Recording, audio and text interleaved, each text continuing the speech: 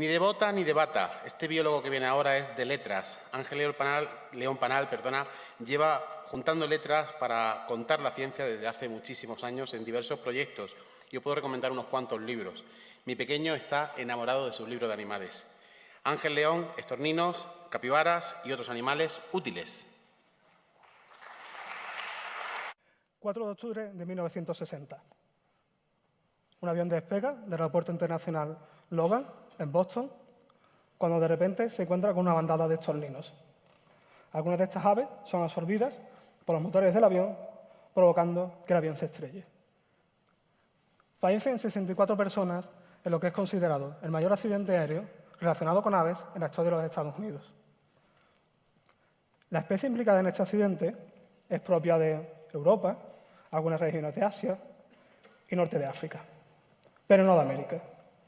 Entonces, ¿qué hacían los estorninos en América? Resulta que dieron un gran salto de gigante cruzando el Océano Atlántico gracias a la intervención humana.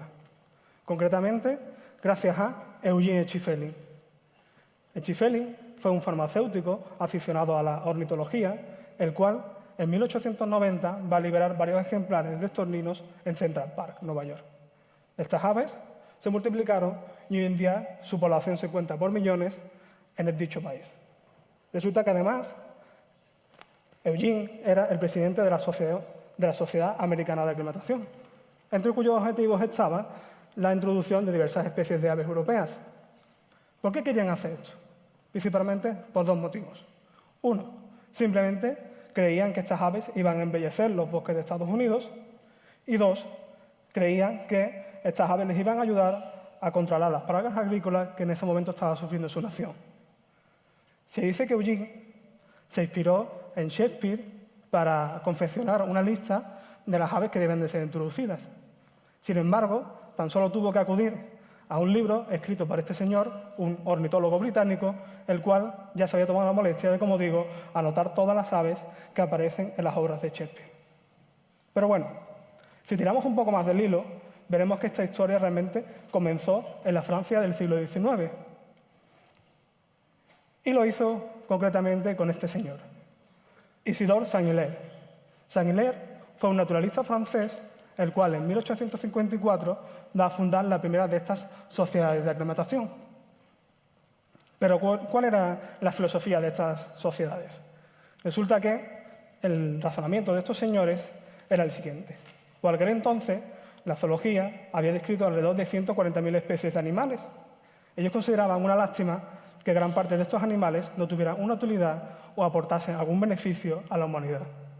Para que os hagáis una idea de lo que ellos consideraban animales útiles, pues por ejemplo tenemos la llama o la alpaca, cuya lana se podía usar en la industria textil, la cebra, por su potencial para convertirse en animal de transporte, el ñandú o el emú, por su plumaje, carne y huevos, o un variado grupo de mamíferos que querían destinar a enriquecer las cazuelas de Francia, como por ejemplo el canguro, el tapir, el capibara, la paca o el wombat.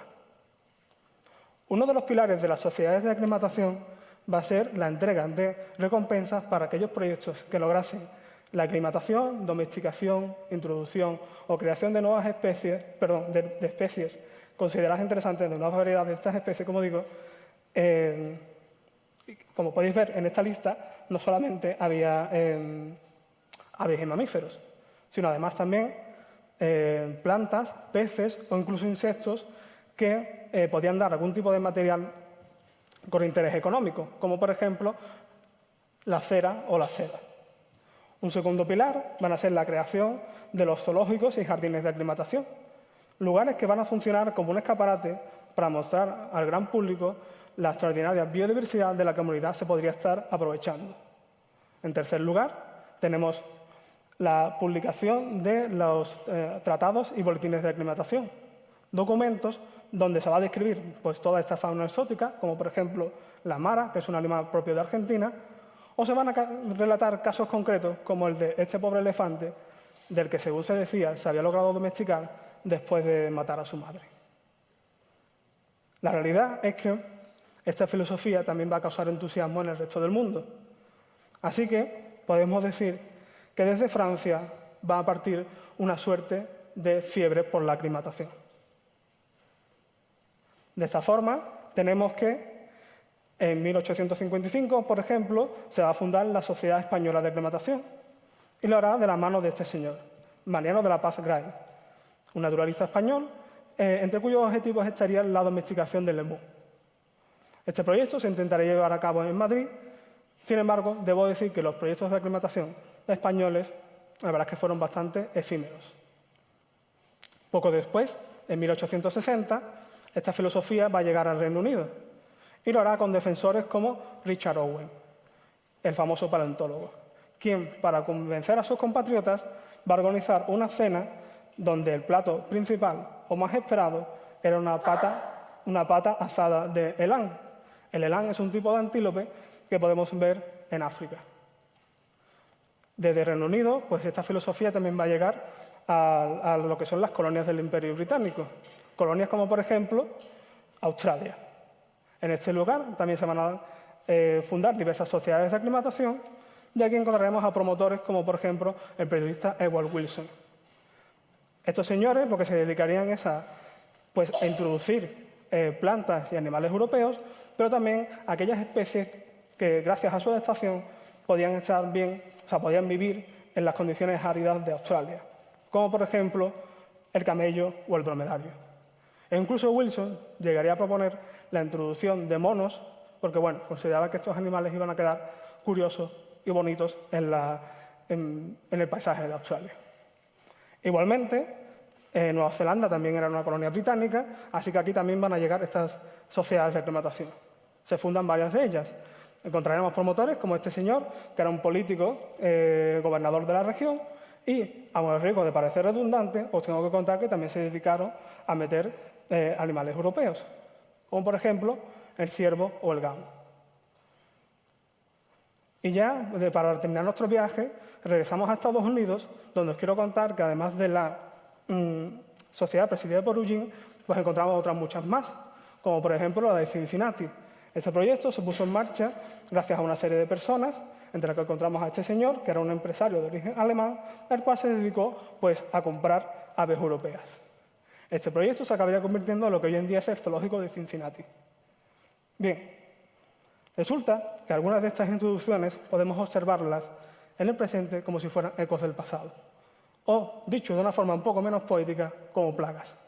Porque parece ser que estos animales algunos de ellos se acabaron convirtiendo en especies invasoras. Especies invasoras que provocan problemas ecológicos, económicos e incluso sanitarios. Una de estas historias más famosas, la introducción del conejo en Australia. Un relato que podemos comenzar con este señor, Thomas Austin. Thomas Austin fue un colono británico, el cual, según se dice, tenía nostalgia de la caza que podía practicar en Reino Unido. Así que le pidió a su sobrino que le mandase un cargamento de gorriones, palomas, liebres y conejos.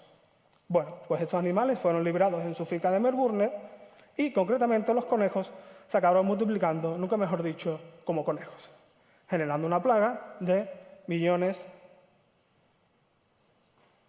de conejos.